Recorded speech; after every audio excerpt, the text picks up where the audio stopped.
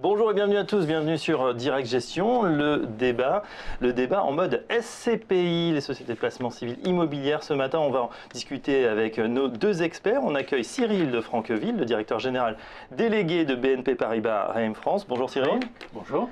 Et Jonathan Diver, notre spécialiste meilleur SCPI.com, en tout cas le fondateur. Bonjour Jonathan. Bonjour Fabrice. Alors on démarre tout de suite messieurs par cette belle collecte 2015, ça continue, c'est de plus en plus intéressant, en tout cas les investisseurs se ruent dessus, particuliers comme institutionnels. La pierre, Cyril de Franqueville, apparaît aujourd'hui comme le refuge, c'est vrai, dans un environnement financier, économique un petit peu déprimé. La pierre, effectivement, continue à apparaître comme le refuge, c'est le cas déjà depuis quelques années. Ça s'est évidemment, je dirais, confirmé en 2015, où nous-mêmes sur Assimo Pierre, dont je pense sur lequel nous reviendrons, nous avons fait une très belle collecte de 280 millions d'euros et nous sommes repartis dès le début 2016 avec des perspectives, je dirais, assez rassurantes pour une collecte, j'espère, à peu près équivalente à celle de l'année passée. Vous avez dit combien? 280 millions. 280 millions d'euros. C'est pas mal, on explique le mécanisme, Jonathan, hein, on l'a déjà expliqué sur ce plateau, mais on réexplique la différence. Hein. C'est vrai quand on compare la rentabilité de l'OAT, c'est-à-dire le placement sans risque, hein, le bond français et les CPI, il y a une différence de plusieurs centaines de points de base, donc plusieurs pourcents. Pourquoi ça se maintient? Alors ça se maintient parce que les rendements en fait, immobiliers, quand un gérant collecte de l'argent auprès d'épargnants, après il investit sur des actifs immobiliers, et aujourd'hui les rendements immobiliers des actifs en immobilier d'entreprise, bureaux, commerce, logistique, sont sur des rendements d'environ à peu près 6%. Quand on retire les frais de gestion et les éléments, et ben derrière on va sur un rendement pour la SCPI, un TDVM aux alentours de 4,80. Nous, c'est nos estimations pour cette année. Voilà. Donc on a un rendement de 4,80 par rapport à une OAT qui est zéro ou négative. Voilà. Donc on a forcément un effet très positif et avec une prime de risque qui n'a jamais été vue jusqu'à ce jour en fait. Oui, c'est vrai, et ça risque de continuer puisque eh ben voilà, pour l'instant la pierre rapporte encore. Cyril de Franqueville, donc vous êtes à la tête de Assimo Pierre, entre autres. Je veux dire, quelles sont les caractéristiques de cette société civile de placement immobilier? Alors, Assimo Pierre est une SCPI à capital variable, SCPI, Société civile de placement immobilier. Elle est gérée par BNP Paribas Reim, Real Estate Investment Management France. Il y en a des acronymes. Oui, qui est elle-même donc une filiale du groupe BNP Paribas Real Estate, qui est évidemment une société de gestion de portefeuille agréée par l'AMF. Assimo Pierre donc, est 100% investi dans l'immobilier d'entreprise, du bureau, du commerce, des plateformes logistiques, à la fois à Paris, en région parisienne et dans les principales métropoles régionales. C'est ce qu'on appelle une classique diversifiée dans la rubrique des différentes SCPI. Ses caractéristiques, c'est qu'on peut considérer qu'elle a eu une deuxième naissance en 2009, puisque cette année-là, nous avons décidé de relancer sa collecte avec des objectifs relativement ambitieux. Et 2-3 années après, le rythme de collecte s'est installé autour de 250 millions d'euros par an. Ce qui fait qu'aujourd'hui, au 31 décembre 2015, Assimo Pierre atteint une valeur de 1,1 milliard d'euros qui ont été apportés par à peu près un peu moins de 30 000 associés, personnes physiques. Personnes physiques alors? Principalement personnes physiques, il y a quelques institutionnels, mais principalement, et en montant et en nombre de parts, des personnes physiques. Assimo Pierre, effectivement, est une SCPI qui investit majoritairement dans du bureau, puisqu'aujourd'hui, 85% de son portefeuille en valeur vénale, c'est du bureau. Et majoritairement aussi en région parisienne, à hauteur à peu près de 55%, ce qui veut dire 45% en région, et avec une présence plus marquée dans Lyon et le Grand Lyon, avec à peu près à hauteur de 20% de la valeur vénale de ces actifs. Pourquoi cette cible spécifique sur Paris, bureau, on comprend? Paris, région parisienne, parce que c'est le premier marché en France en termes de volume, hein, au niveau de l'activité locative, au niveau de l'activité d'investissement. Donc c'est là aussi, lorsque l'on est sur le marché de la relocation, qu'on a le plus large spectre d'entreprises possible, je dirais, pour relouer un immeuble. Et puis les valeurs dans Paris justifient plutôt plus que dans certaines régions des travaux, puisque vous avez un retour sur investissement par le niveau des loyers parisiens, qui est évidemment plus assuré que si vous faites ces mêmes travaux dans des villes secondaires en région. Ça veut dire que c'est plus rapide de récupérer au final ces travaux quand vous le faites sur Paris plutôt qu'en région, parce que voilà, le loyer moyen parisien est beaucoup plus important que le loyer moyen de... mettons 500 € du mètre carré de travaux, avec un loyer parisien qui peut être de 450, je parle de moyenne, vous récupérez plus vite, vous avez un retour sur investissement plus efficace qu'en région, vous allez être à 200 € du mètre carré. Vous privilégiez des bureaux qui sont relativement neufs également. Alors, on privilégie, c'est une des caractéristiques d'Assimo Pierre, des actifs récents. Il faut savoir que 70% en valeur vénale des actifs d'Assimo Pierre ont été construits dans les années 2000 et les années 2010. Et ça, c'est un élément, à mon avis, tout à fait important, et c'est un atout considérable. Évidemment, d'abord sur le plan de la compétitivité sur le marché locatif, puisque vous avez des immeubles qui répondent déjà, je dirais, aux exigences des utilisateurs. Et ensuite, sur le plan économique, ça veut dire que pour le bailleur, vous n'aurez pas envisagé des travaux lourds dans les toutes prochaines années. Donc ce sont des dépenses en moins. Pour les locataires, c'est important. Qu'est-ce qui a changé depuis 15-20 ans dans le marché du bureau? C'est en termes d'organisation, en termes de réglementation sur l'énergie? C'est en termes effectivement d'abord d'efficacité des plateaux. Donc on va parler de fonctionnalité des locaux. C'est en termes évidemment d'économie d'exploitation, enfin de budget d'exploitation. Donc tout ce qui va dans le sens d'économie de charge, de maîtrise de consommation d'énergie est évidemment important pour les locataires. Plus éventuellement le côté, je dirais également important pour eux, de communication, de dire que je suis installé dans un bureau, et pourquoi pas labellisé, bureau vert, etc., et que je contribue, moi aussi, locataire, utilisateur, je dirais, au bien de la planète. Oui, ça c'est bien. L'œil de l'expert, c'est important d'avoir justement des bureaux neufs, les locataires sont sensibles. Oui, je pense que c'est important et ça permet, voilà, comme l'a dit Cyril, d'avoir plus rapidement un nouveau locataire si jamais il vient à s'en aller.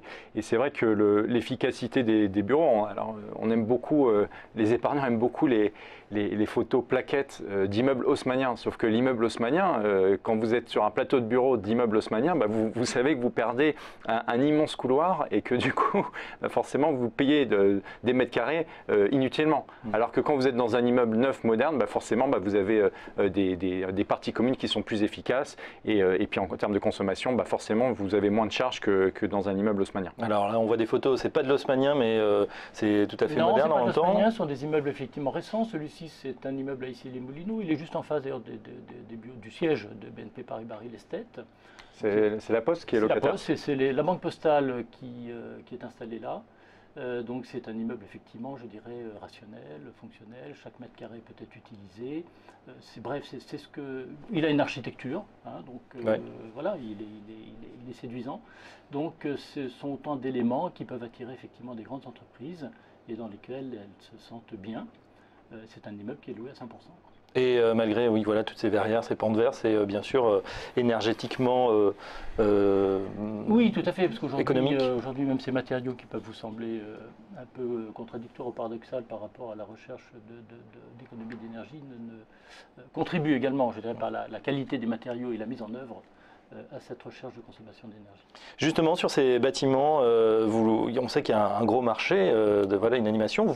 Il faut investir, évidemment, cet argent collecté. Est-ce que c'est difficile de trouver justement des nouveaux bâtiments? C'est des créations, c'est des choses il y a un vrai marché secondaire. Comment ça se passe? C'est difficile, oui, dans la mesure où il y a beaucoup de liquidités sur le marché. Donc c'est un marché, le marché de l'investissement est très concurrentiel. Donc il faut être, je dirais, essayer d'être présent sur tous les créneaux, avoir le sourcing le plus efficace possible et le plus large possible. Et puis ensuite, la plupart des transactions ne sont pas off-market. On participe à des consultations où effectivement il faut, je dirais, dans les délais, savoir apprécier les défauts et les qualités d'un immeuble et pouvoir assez rapidement faire une offre d'achat qui est ensuite bien sûr confortée à travers des due deals un peu plus longues et un peu plus complète. Oui, on se dit que comme partout, évidemment, les plus beaux immeubles ou les plus qualitatifs vont être préemptés. En tout cas, il va y avoir un appel d'offres. Il y aura du monde sur ces immeubles-là et on n'est jamais seul à répondre. Est-ce que ça aide d'être justement au sein d'une grande maison, d'une grande banque, BNP? Sans doute au niveau effectivement du sourcing. donc de la génération de produits, dans la mesure où on est connu et reconnu. Bien sûr, sur la place, c'est plus facile après de recevoir, d'intéresser, de motiver un certain nombre d'acteurs susceptibles de nous adresser des projets. Dernière acquisition, actif du trimestre, hein, dans le dernier rapport trimestriel, l'Astrée, donc à Montrouge, donc en région parisienne. Ça sera le 59e ou le 60e immeuble du coup du patrimoine d'Eximo? 59e. 59e, Montrouge, donc première couronne sud. Bail longue durée, bail ferme de 9 ans. Donc là aussi, sécurité du cash flow, c'est ce que nous recherchons. Immeuble loué à 100%, qui nous permet sur les années qui viennent, je dirais, de pouvoir avoir des prévisions de distribution relativement efficientes et rassurantes. D'autant que, évidemment, votre activité aussi est liée à la conjoncture, hein, on va dire, en ce moment. On voit que ça repart un petit peu. On a eu les chiffres de l'INSEE ce matin sur le PIB, 1,1%. C'est quelque chose, c'est un indicateur que vous suivez également? Bien sûr, l'activité locative. Nous, on a deux activités. Activité d'investissement, on sait qu'elle a été très très forte, très dynamique en 2015, qu'elle le sera très probablement en 2016. Donc, effectivement, ça rend l'investissement, je dirais, non pas difficile, mais ça appelle en tout cas toute la rigueur souhaitable. Et on est tributaire du marché locatif. Et sur le marché locatif, il faut reconnaître, j'estime que 2015 a été un marché moins vigoureux que le marché de l'investissement, même si le dernier trimestre, je dirais, a pas mal performé ou surperformé par rapport aux 3 trimestres précédents de l'exercice 2015. Il n'en reste pas moins que les entreprises locataires, qui sont nos clients locataires, peuvent éprouver tel ou tel sur leur marché des difficultés économiques et donc peuvent être amenés effectivement à différer des projets ou en tout cas, sinon réduire la voilure, en tout cas ne pas forcément la développer.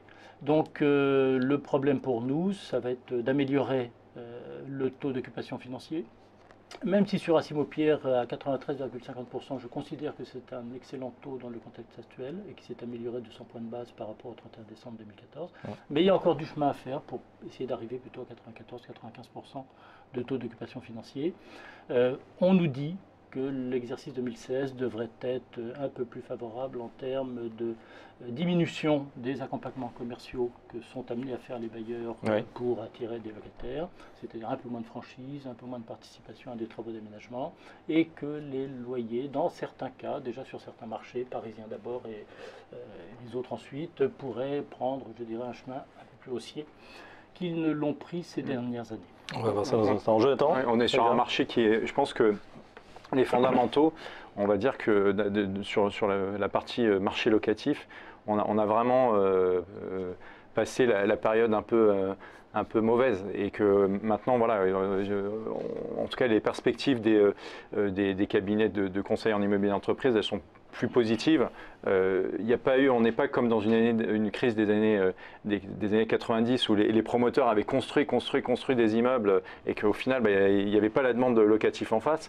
Là pour le coup en fait les immeubles ne se construisent généralement que s'il y a un locataire qui est capable de prendre à bail et c'est vrai que… Comme l'immeuble de la Poste qu'on a vu, hein, ils voulaient déménager, ici Molino. Voilà, à peu près. C'est typiquement, vous êtes dans un secteur sur lequel il peut y avoir des réserves foncières. Un promoteur décide d'un projet, il pourra lancer le projet qu'à partir du moment où il trouvera le locataire, parce que les banquiers sont trop frileux et ont quand même en mémoire cette crise des années 90 qui avait été redoutable. Donc il n'y a pas de crise de l'offre pour le moment. Il n'y a pas une crise de l'offre parce que quand on regarde le taux de vacances en fait, du parc francilien, on va dire qu'il est à 6,5-7%, si on prend 7%, l'hypothèse haute, eh bien on voit que par rapport aux autres marchés européens, il est tout à fait satisfaisant, voire meilleur que d'autres marchés européens, même des marchés allemands. Vous voyez, à chaque fois on nous dit que l'Allemagne c'est le paradis, donc c'est pas tant que ça au final. Justement, on va en parler dans la deuxième partie du débat dans un instant. Comment investir sur les SCPI? Est-ce que ce bon rendement va durer justement ces différents marchés de bureaux, de commerce et puis les marchés étrangers? On en parle dans un instant dans la deuxième partie du débat. À tout de suite. Petite chose, non. Dans un instant. À tout de suite.